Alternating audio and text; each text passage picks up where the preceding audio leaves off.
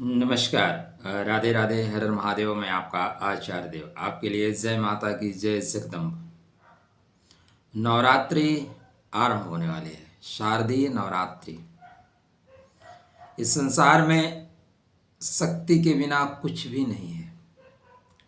आप बहुत धन संपन्न हैं, लेकिन आप शक्ति विहीन हैं तो आपकी संपदा छीन ली जाएगी। राष्ट्र बहुत संपन्न है, लेकिन राष्ट्र की शक्ति कमज़ोर है, मिलिट्री कमज़ोर है, सेना कमज़ोर है, उस राष्ट्र का अस्तित्व कभी भी मिट सकता है।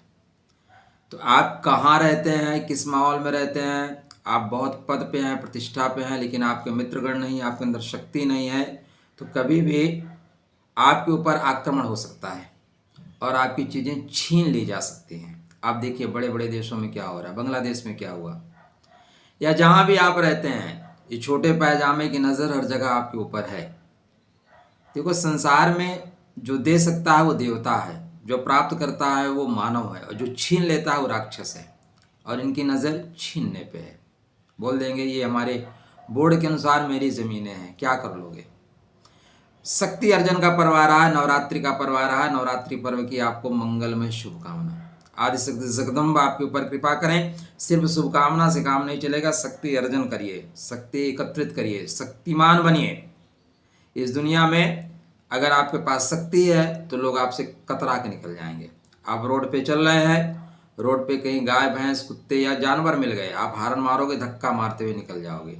लेकिन रोड पे अगर कहीं बाघ या शेर सोए हुए हैं ना, 300 मीटर पहले से ही लाइट बंद कर दोगे, हारन बंद कर दोगे, रास्ता बदल लोगे, क्योंकि शक्ति शांति स्थापित करती है। तो इस पर्व पे शक्ति अर्जन करिए। शक्ति सिर्फ मंत्र शक्ति नहीं, सांसारिक शक्ति भी अर्जन करिए। तो नवरात्र पर्व पे क्या कर सकते हैं आप लोग?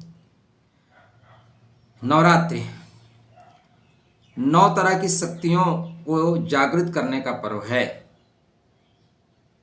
नवरात्रि साधना का पर्व है, आराधना का पर्व है, उपासना का पर्व है, अपनी चेतना को जागृत करने का पर्व है। दुर्गा, दुर्गा मतलब दुर्ग, दुर्ग मतलब किला, किले का निर्माण करने का पर्व है। आप जो भी देखें, जो बड़े युद्ध हुए हैं, चाहे महाभारत का युद्ध हो, उसमें भी योगेश्वर भगवान कृष्ण अर्जुन को कहते हैं कि आपको दुर्गा जी की आराधना करनी ही होगी। बोलता है, अरे महाराज मेरे पास पशुपतास्त्र है। बोले पशुपतास्त्र को साइड में रखो, आप दुर्गा के बिना आराधना किए आगे नहीं बढ़ सकते। भगवान राम जब लंका पे विजय प्राप्त करने गए तो उन्हें भी दुर्गा जी की आराधना करनी पड़ी। तीनों देवताओं की, जो तीन हमारे प्रमुख भगवान, देवता नहीं भगवान, ब्रह्मा विष्णु महेश, इन तीनों की शक्तियों का जो एकात्म रूप है वो दुर्गा जी है। मतलब ज्ञान का, मतलब धैर्य का, और मतलब विनाश का, तीनों का एकात्म स्वरूप दुर्गा जी है। इसलिए दुर्गा जी की आराधना उपासना अवश्य करिए। क्या कुछ मैं आपको छोटे छोटे टिप्स इस वीडियो पे बताऊंगा। उसके पहले एक आवश्यक आपको जानकारी, आवश्यक बात, जानकारी नहीं। देखो, आप 9 दिन व्रत रहिए, बिल्कुल रहिए, कोई दिक्कत नहीं, रहना चाहिए। लेकिन प्रथम दिन अंतिम दिन व्रत जरूर रहिए। खासकर आप व्रत में ये ध्यान दीजिए कि कोई भी सामान यदि आप छोटे पायजामा से परचेस करते हैं तो आपका व्रत खंडित हो जाएगा। इसलिए छोटे पायजामा से कोई भी सामान परचेज मत करिए। इनकी संस्कृति दूषित है। आपको फल देंगे, उसमें नाली का पानी छिड़क के देंगे, पेशाब छिड़क के दे देंगे, कुछ और आइटम देंगे, थूक के दे देंगे। तो इनकी संस्कृति खराब है। अतः कम से कम 9 दिन, मैं तो चाहूँगा पूरे जीवन इनसे बच के आपको रहना चाहिए। आपको 500 मीटर कहीं और यात्रा करनी पड़ रही है, जाइए, ले आइए। आप अपने अनुष्ठान में हैं, अपने बच्चों को चाहेंगे कि थूक वाला फल खिलाएं, चाहेंगे पेशाब छिद्रित पेशाब डाला हुआ जो सामान है, या नाले के पानी से निकाला हुआ सामान है, तरह तरह की चीज़ें आ रही हैं। तो बहुत सावधानी से इनसे सामान ना खरीदें 9 दिन में, वरना व्रत आपका खंडित हो जाएगा। सिंपल सी प्रक्रिया है व्रत रहने की, उपासना करने की। आप पत्रम पुष्पम फलम तोयम, जो कुछ होता है माता रानी के चरणों में प्रेम पूर्वक अर्पित करिएगा। जब आप पूजा कर रहे हैं तो एक दीपक, देसी घी का दीपक मैं नहीं बोलूँगा। वर्तमान में जो देसी घी की व्यवस्था है, सर्वाधिक सीधे लिखा रहता है पूजा वाला घी 400 रुपये किलो। अब आपको दूध 60 रुपये लीटर मिलता है, ठीक है, मतलब 1200 रुपये का दूध लो, उसको आप जमाओ, उसमें दही निकालो, मक्खन निकालो, तब जाके 1 किलो घी बनेगा। 1200 का दूध ये प्रक्रिया, फिर गैस, तो आपका 1500 रुपये तो ऐसे ही पड़ता है। 400 रुपये केजी घी आप कहाँ से प्राप्त कर लेंगे। तो पूजा वाला देसी घी बिल्कुल मत जलाओ, तिल्ली का तेल जलाओ, ठीक है महाराज। ये ज़्यादा बेहतर होगा। घी के चक्कर में आप पशुओं की चर्बी जला रहे हैं, इससे माता खुश नहीं होगी। तो पत्रम पुष्पम फलम तोयम, जो भी कुछ हो सकता है माता को अर्पित करिएगा। मैं पूजा के डिटेल में नहीं जाऊंगा, मैं छोटे छोटे आपको उपाय बता रहा हूँ। वर्तमान समय में रोग सर्वाधिक मात्रा में लोगों के पास आ रहा है, क्योंकि हमारा खान पान दूषित है। हम सब इंजेक्शन वाली सब्जी, इंजेक्शन वाला दवा, दूध सब यही तो खा रहे हैं। आप देखें तो दूध में क्या क्या लोग मिला के डाल रहे हैं, इंजेक्शन डाल के फ्रूट्स को बड़ा कर दे रहे हैं। तो रोग हमें, हमारे बच्चों को, परिवार में घेर रहा है। एक मंत्र है माता जी का, रोगान शेषान पहंस तुष्टा रुष्टा दुकामान शकलान अभिष्टान। मैं लगा देता हूँ इसको, आप इसका जाप करिए। आपके घर में किसी को भी रोग है, किसी को भी रोग है, आप इसका जाप करिए। जाप करने के पश्चात आप इसका 32,000 बार जाप कराइए। कितने बार? 32,000 बार। देखो, एक निश्चित संख्या इसलिए निर्धारित की जाती है कि एक निश्चित संख्या के जाप करने के बाद एनर्जी क्रिएट होती है, उसके पहले क्रिएट ही नहीं होती। तो 32,000 का जाप कराइएगा। जाप के पश्चात 3200 बार आप सफ़ेद तिल और मधु युक्त हवन करिएगा। आपके शत्रुओं का नाश हो, रोगान शेषान पांस तुष्टा रुष्टा तुकामान शकलान विष्णान, इस मंत्र का जाप कराना है। और हवन जो करना है वो सफ़ेद तिल मधु से नहीं करना है, वो आपको हवन करना है गुरिच और काली मिर्च से। गुरिच और काली मिर्च युक्त हवन करिए, आपका रोग धीरे धीरे नष्ट हो जाएगा, रोग खत्म हो जाएगा, आपकी प्रतिरोधक क्षमता बढ़ जाएगी और आप जो दवा ले रहे हैं वो दवा सूट करना शुरू करेगी। आपके घर में किसी को भी परेशानी है तो इस मंत्र का आप जाप कराइए। आप जहां पे हैं वहां पे शत्रु आपको परेशान करना है, आपका आत्मबल कमजोर हो रहा है, आपको भय लग रहा है, तो भय से मुक्ति के लिए, आत्मबल को बढ़ाने के लिए, अभी सूर्य नारायण भी नीच के होंगे, तो सूर्य नारायण के नीच के होने से भी परेशानी आएगी। उससे मुक्ति प्राप्त करने के लिए आप दुर्गा जी के 32 नामावली का पाठ करिए, 32,000 का जाप करिए, 32 नामावली का 32,000 का जाप करिए। जाप के पश्चात सफ़ेद तिल और मधु का हवन कर दीजिए। कोर्ट में आपकी विजय होगी, शत्रु पराजित हो जाएंगे। शत्रु या तो शत्रुता करना बंद कर देंगे या शत्रु ही निपट जाएंगे। आप राजनीतिक क्षितिज पे चमकना चाहते हैं, क्योंकि राजनीति में सर्वाधिक शत्रु राजनीति में ही होते हैं, तो आपके लिए यह उपाय अत्यंत आवश्यक है। आप करें, लगातार करें, क्योंकि जो लोग आपके साथ प्रतिस्पर्धा कर रहे हैं, राजनीति में आ रहे हैं, वो सारे उपाय करके आ रहे हैं।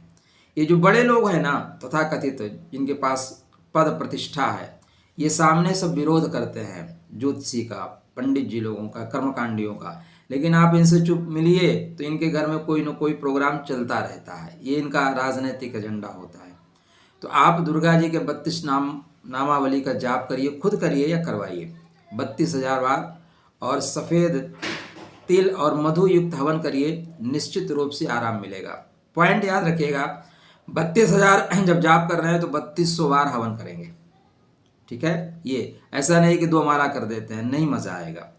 आपके बच्चे बड़े हो रहे हैं, जीवन साथी नहीं मिल रहा है, एक सुयोग्य जीवन साथी की तलाश में हैं आप, तो आप दुर्गा जी के मंत्र का जाप करें। पत्नीम मनोरमाम देहि मनोवृत्तान शारणिम तारणिम दुर्ग संसार सागर शुक्लोद्भव। आप जाप करके देखिए, इसका भी जाप आपको 32,000 करना पड़ेगा, ठीक है।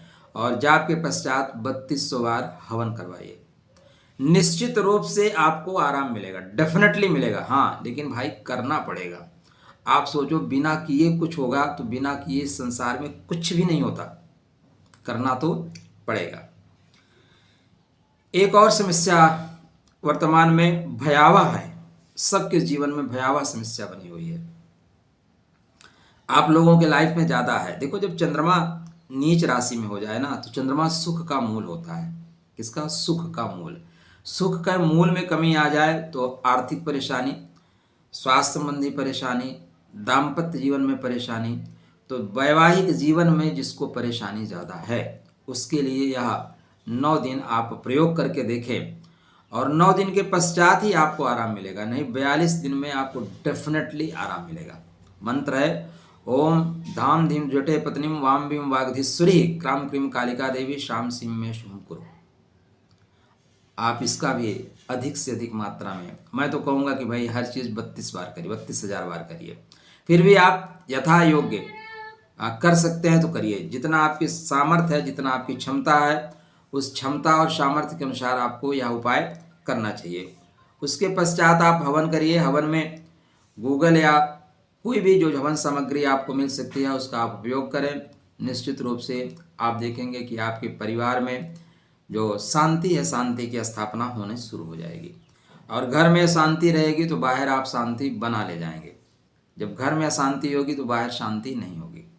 आप स्वतः और परिवार के साथ इस शुभ अवसर का लाभ उठाएं।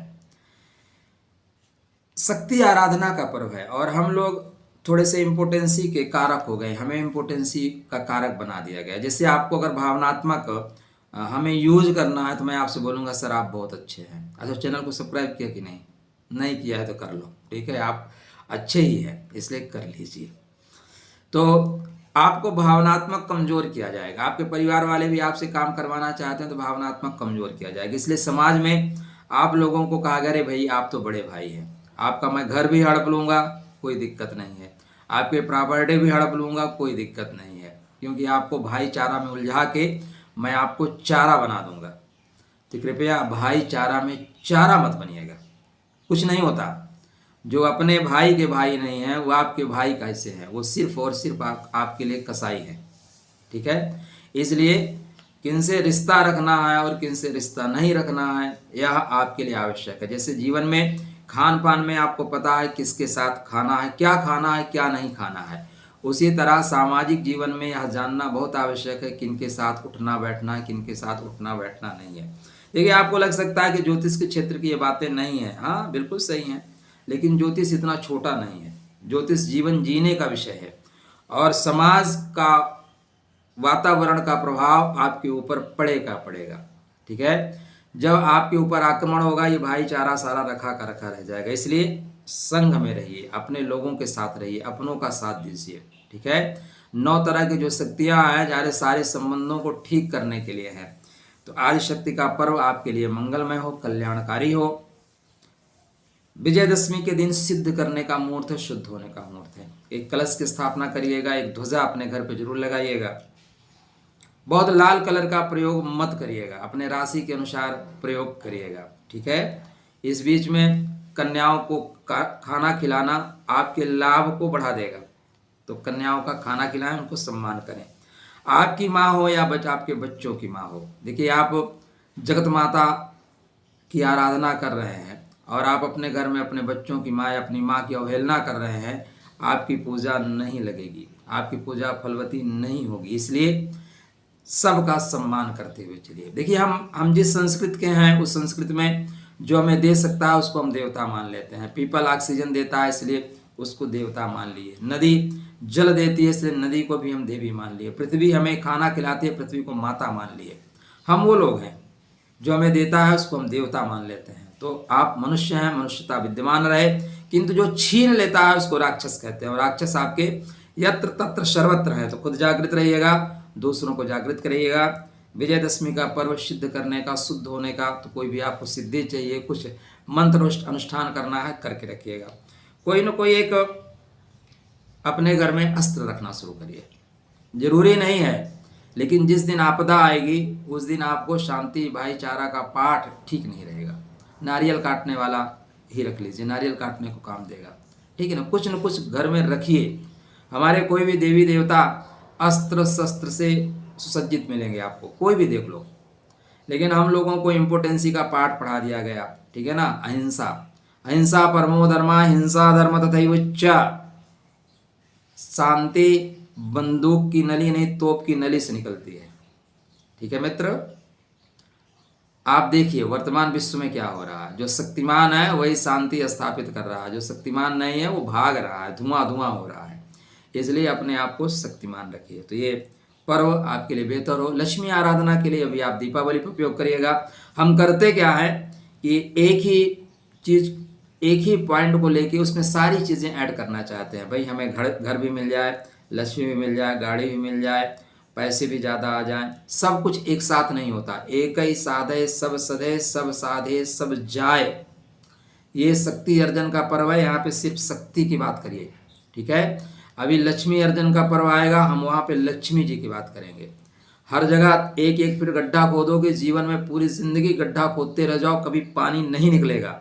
एक ही जगह गड्ढा खोदो, 50 फीट का पानी निकलेगा। इसलिए एक साधिए, एक साथ ले जाओगे सब सत जाएगा। तो ये शक्ति अर्जन का पर्व है। शक्ति को साधिए, एनर्जी को साधिए, अपने चक्रा को साधिए। धीरे धीरे आपके अंदर सब कुछ समाहित हो जाएगा। चलिए फिर, खुश रहिएगा, स्वस्थ रहिएगा, मुस्कुराते रहिएगा, राधे राधे करते रहिएगा। आदि शक्ति जगदम्बा आपके ऊपर कृपा करें, आप शक्तिमान बने, परिवार समाज को जोड़ के रखिएगा। आपके लिए जय जगदम्बा।